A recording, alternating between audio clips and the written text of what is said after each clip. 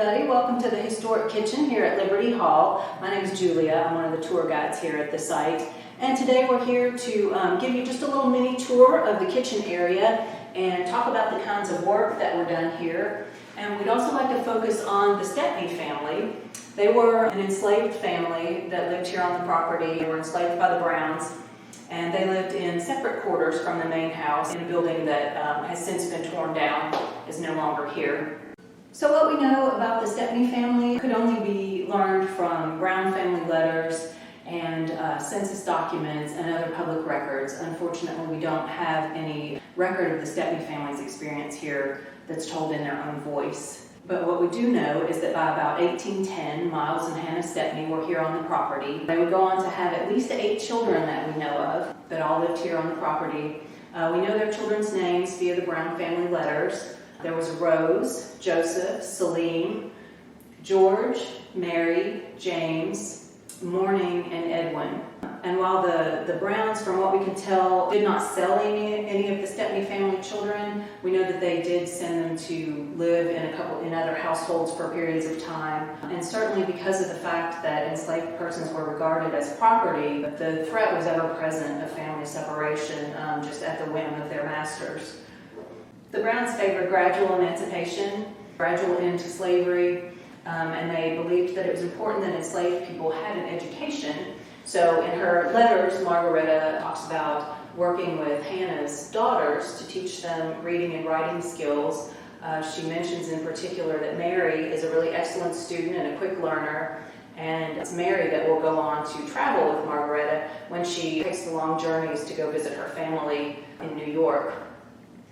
And we do know that some of Hannah's sons attended a local school for African American boys, but we don't really know what the curriculum involved or how far the boys progressed in their studies.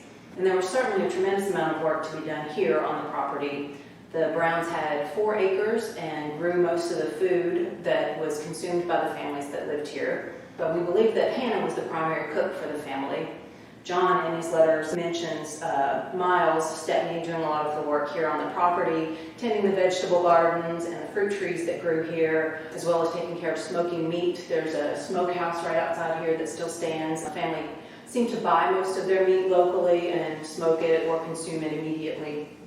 So we don't know a lot about the division of labor, of tasks, specific tasks that the Stepney family would have done. It was probably along fairly traditional lines. However, in one of her letters, Margaretta mentions that one of Hannah's sons has been sent to live in another household to be trained as a house servant, she called it.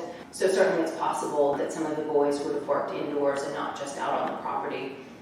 Now, cooking was certainly a massive task. It was difficult and dangerous and as well as very labor intensive. So Hannah would have needed lots of her children to help her with all of these tasks. There was fire to be tended, firewood collected, butter to be churned, eggs to be collected, water hauled in, and lots of chopping and grating to be done to get all the ingredients ready to be turned into meals. And we know that Margaretta probably was directing the menus and instructing Hannah on what to cook, but a lot of the dishes that needed to be made were really complex and had a lot of different steps to be done, including fancy desserts that Margaretta makes reference to in some of her letters. So it took a lot of skill to be an accomplished cook as well. I always imagine the challenges that Hannah would have faced, looking after the Brown family, and then trying to raise and teach her own children, as well as keeping everyone safe from the dangers of cooking over a large open hearth like this. So I'll show you some of the implements here that would have been used at the time to take care of all these sorts of tasks. We know they were drinking coffee in those days, but coffee would arrive with the beans still green, so they had to be roasted in a drum sort of thing like this. This would have needed to be held over the fire and rotated. This little thing here is a toaster.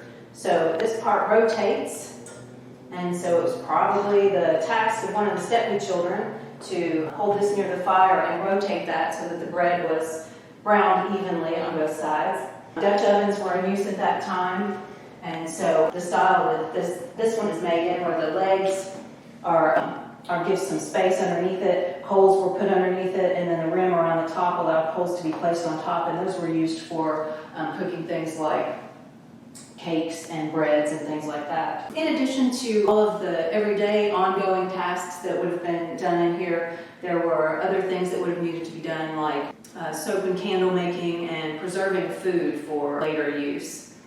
So as you can imagine, the work in this room probably began well before dawn and lasted throughout the day, with many of the Stepney family members doing work that contributed to bringing nice meals to the table for the Brown family and their many guests. They were often entertaining, so there would have been a lot of cooking to do. And we'd like to recognize the fact that it was the backbreaking labor of the Stepney family that enabled the Browns to live the elegant lifestyle that is referenced in their family letters. And so while John and Margaretta Brown enjoyed the benefits of the system of slavery, there is some evidence that they did believe it was wrong. And so a couple of years before his death, John Brown filed the deeds of manumission that would free the Stepney family. And he also provided an annuity for Miles and Hannah Stepney and for their daughter Mourning, who was disabled in some way. The deeds of manumission directed that Miles and Hannah and their two eldest children be freed upon John's death, which happened in 1837.